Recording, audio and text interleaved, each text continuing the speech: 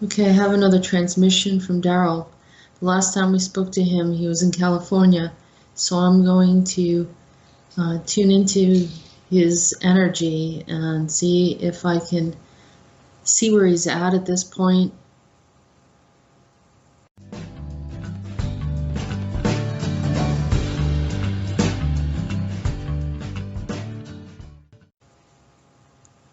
Okay, hi Daryl. He said he's kind of in a dangerous place. He's back in LA. There's some kind of shelter near there, and he says it gets dangerous. They're doing a lot of drugs. Someone tried to put a needle in him when he was walking by.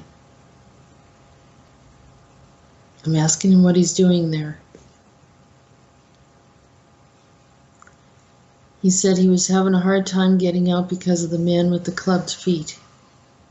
He says an old man, but he said he's not human, but he looks human. He just looks like an old, very old man who doesn't wear shoes and has some kind of like cloth wrapped around his feet.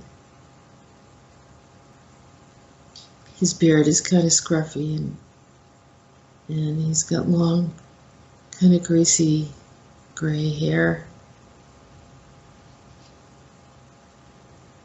I said, I don't know, I was thinking of that movie, not that movie, the song Aqualung.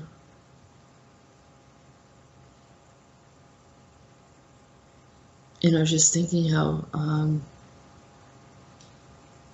kind of intimidating that kind of energy is, especially for a child.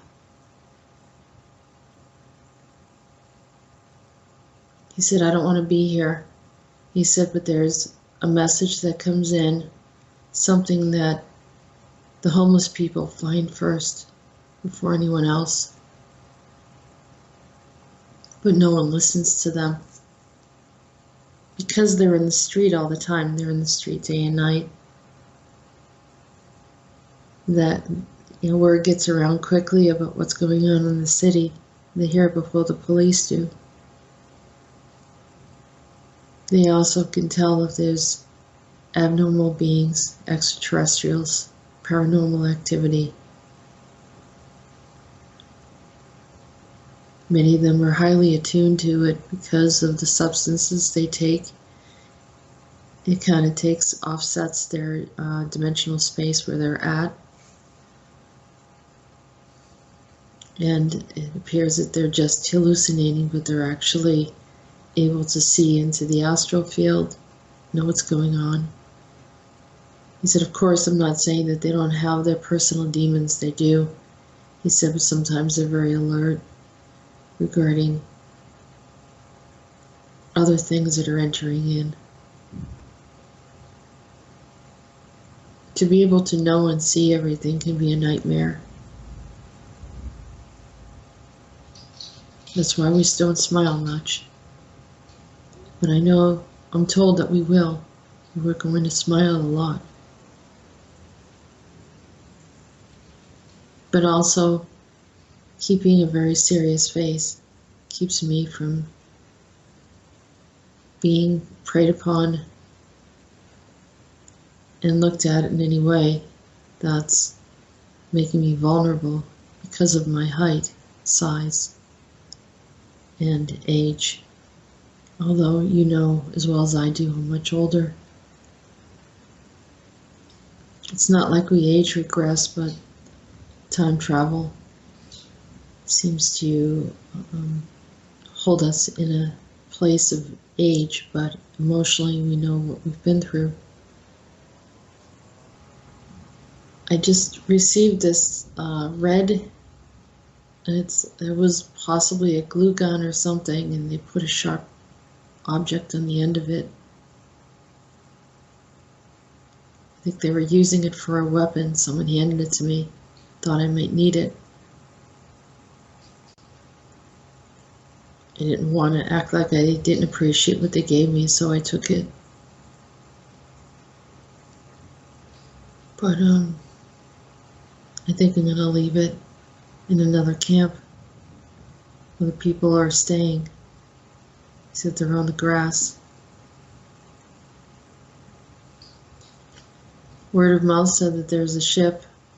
Someone saw a ship in the sky. They weren't sure. It looked like a bunch of beings came out. It's not the message that I was looking for. There's a man that plays music. He's not very old, but he's really good. And I think he's about to overdose, and I'm trying to find him before he does. But they tell me I'll be too late. And because I'm too late, it sends me further back from where I need to be. Because he has information and he doesn't come out of his house. I'm asking him, what do you need to do, or where do you need to go to get the information you're looking for? Is it possible that I have the information for you, or I can get it?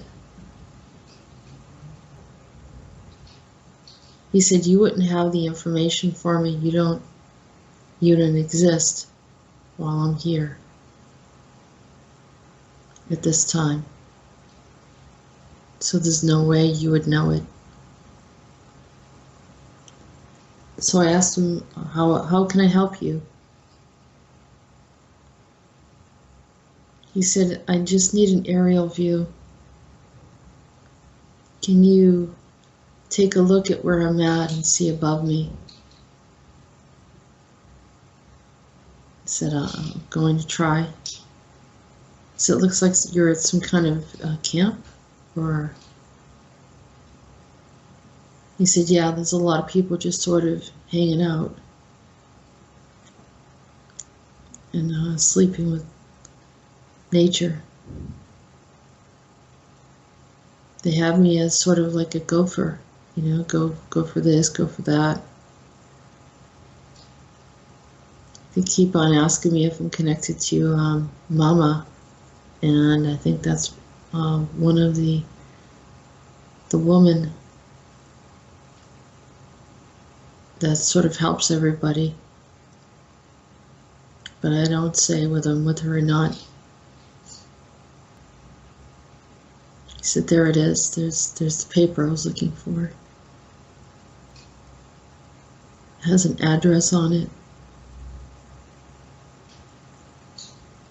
He said, it's a little far away. I'm going to have to hitchhike to get over there. He said, are you going to be okay? I said, yeah. And then he said something about a cantina and Espanol or something.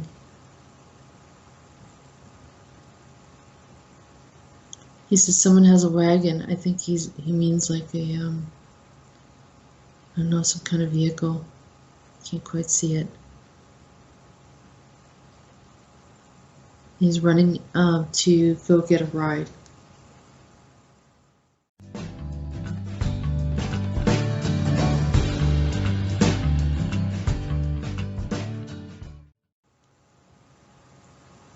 I guess this is the end of the communication with Daryl. He found the piece of paper he was looking for. And that's the end of my communication with him for now. Apparently there was this guy, that young guy, that is doing some kind of drugs. And I don't know what the deal is with the needles. It looks like everyone has needles.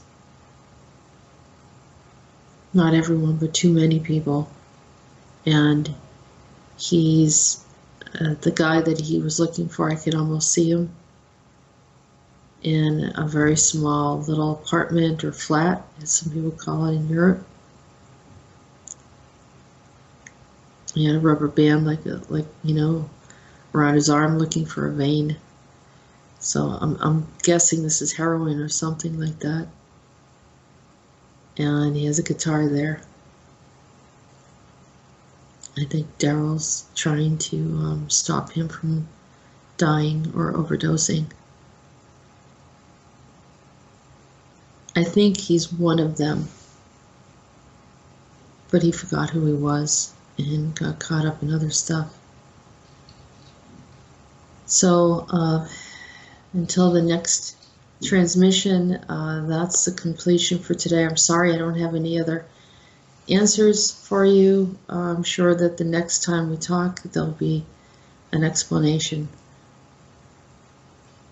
Until next time, thank you.